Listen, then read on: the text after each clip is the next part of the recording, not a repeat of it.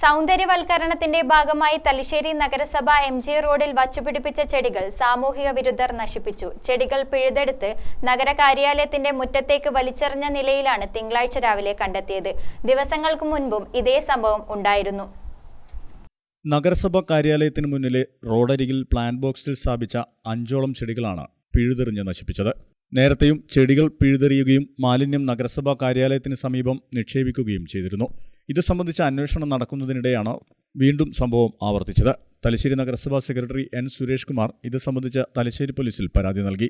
സമീപത്തെ CCTV ദൃശ്യങ്ങൾ പരിശോധിച്ചു വരികയാണ്. നഗരസഭാ കാര്യാലയം മുതൽ തലശ്ശേരി ജനറൽ ആശുപത്രി വരെ 4.5 കോടി രൂപ ചിലവഴിച്ച് റോഡ് കോൺക്രീറ്റ് ചെയ്യുകയും ഓവുചാൽ നിർമ്മിക്കുകയും തെരുവു വിളക്കുകൾ സ്ഥാപിച്ച് റോഡിന്റെ ഇരുവശങ്ങളിലും പൂച്ചെടികൾ വെച്ചുപിടിപ്പിക്കുകയും ചെയ്തിട്ടുണ്ട്.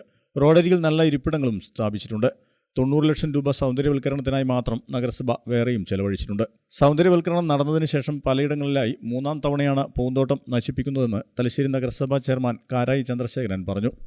തലശ്ശേരിയിൽ ഇന്ന് നഗരസഭയുടെ ഓഫീസിന് തൊട്ട് മുമ്പിലുണ്ടായ സൗന്ദര്യവൽക്കരണത്തിന്റെ ഭാഗമായിട്ടുള്ള റോഡ് സൈഡിൽ സ്ഥാപിച്ച പൂന്തോട്ടം നശിപ്പിക്കപ്പെട്ടവരെയാണ് കണ്ടത്. നശിപ്പിക്കപ്പെട്ട നില മാത്രമല്ല, അത് മുനിസിപ്പൽ ഓഫീസ് കോമ്പൗണ്ടിൽ വലിച്ചെറിയുന്നുണ്ട്.